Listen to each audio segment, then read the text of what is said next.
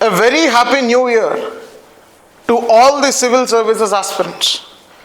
Now 2025, we are into the year of examination. On 25th May 2025, we have the civil services prelims examination which is going to be conducted. So many aspirants have come up and asked how to plan next 5 months. And when we look at the plan for next 5 months, I would say that I would divide the plan with respect to 2-3 different categories. The first category is a person who has never cleared prelims before. In the sense, or this would even apply for an individual who is a fresher, that means who is attempting the examination for the first attempt. How should this candidate plan for? When we look at how this candidate should plan for, you have to understand, you have time till Jan 25th. You have time till Jan 25th to do some syllabus for mains, that is something related to optional or something related to ethics. Something related to optional or something related to ethics. But meanwhile, at least from Jan 1st, you should have 3 hours being allocated for the preparation of prelims examination. Whatever is the time period that you study, you have to understand 3 hours has to be initiated for prelims examination. And from that particular dimension, from Jan 1st till Jan 25th, you would be allocating 3 hours for prelims examination. And the prelims preparation may be the basics, maybe the PYQs, maybe the CSAT, maybe the revision of your previous notes, or maybe attending some revision class, any of this. And once you understand this dimension there, after January 25th till March 25th, after January 25th till March 25th, you should have finished revising the notes. You should have finished the revision of the notes that you made for prelims examination. You should have solved the PYQs of civil services, PYQs of CAPF, that is Central Armed Police Force, PYQs of CDS. You should have finished the PYQ chunk which has been of the exams which is conducted by UPSC. And from there, maybe you need to finish one cycle of tests. Maybe you finish one cycle of tests between Jan 25th to March 25th. Now here finishing one cycle of tests simply means analysis of the test. Analysis of the test will include your accuracy percentage, will include what is your way of attempt, will include what is the number of attempts, will include what is the solution aspect, will also include what is your thought process behind thinking about a particular option. So that dimension, that detailed analysis has to be done till March 25th, that aspect.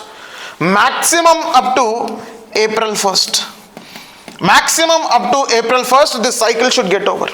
Once you finish the cycle, you see, from April 1st till April 30th, from April 1st till April 30th, you should be focusing on solving tests on real-time basis.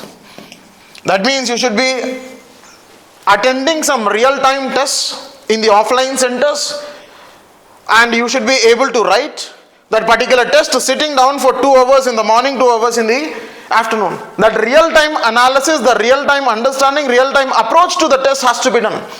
And one thing that you will have to keep active along this is the cycle of revision of the PYQs that are solved and the revision of the notes. And when you enter the last month, 1 month before the examination, which is with respect to the day of examination from May 1st till May 25th. From May 1st till May 25th, you should only focus on revision. You should only focus on revision, no new knowledge, no new compilations, no new references. All that you will have to understand is focus on revision. Now one more small point that you will have to understand between January 25th till April 1st or March 25th.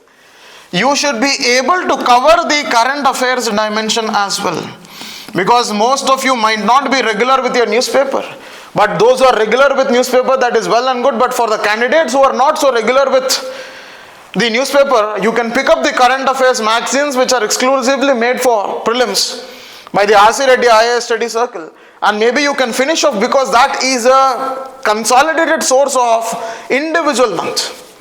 And you can refer with respect to that particular current affairs magazines which are exclusively made for prelims and cover your current affairs.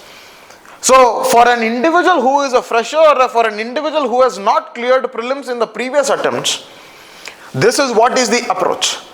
Now the second category of the candidates is the person who has written mains once at least. Who has written mains once at least. Now for a candidate who has written mains once, you would see that the individual can be focusing upon mains up to February 15th.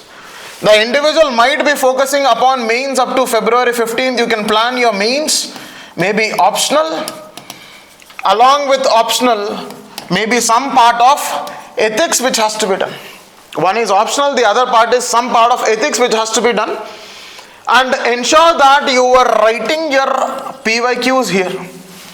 So for a candidate who has written mains once can focus upon mains up to February 15th. But after February 15th, from February 15th till April 1st, you should again focus upon the revision of the notes that you made for prelims examination, the solving of PYQs, that is objective PYQs which have been framed by UPSC, and you should also be focusing upon the current affairs dimension, and you should also be practicing some tests which are to be conducted and which are to be written. And from there, April 1st till April 30, the individual should be having a real-time practice of the tests, real-time analysis of the tests, and in the month of May, that is May 1st to May 24th, you should be focusing only on revision. You should be focusing only on the revision.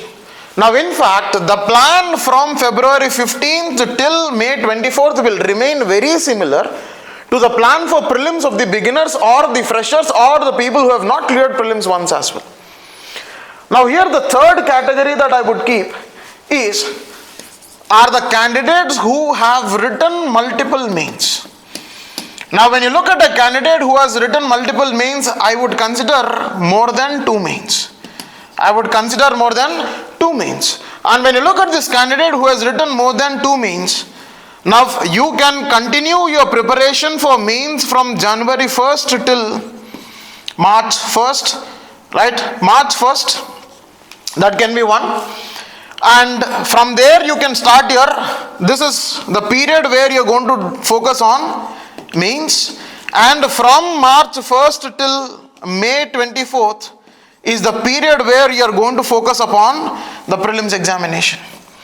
So that means I see that this is the strategy for next 5 months, where we see that one category is the freshers or the first attempt or the people who are writing prelims again, and the other category is the people who have already attempted mains maybe once.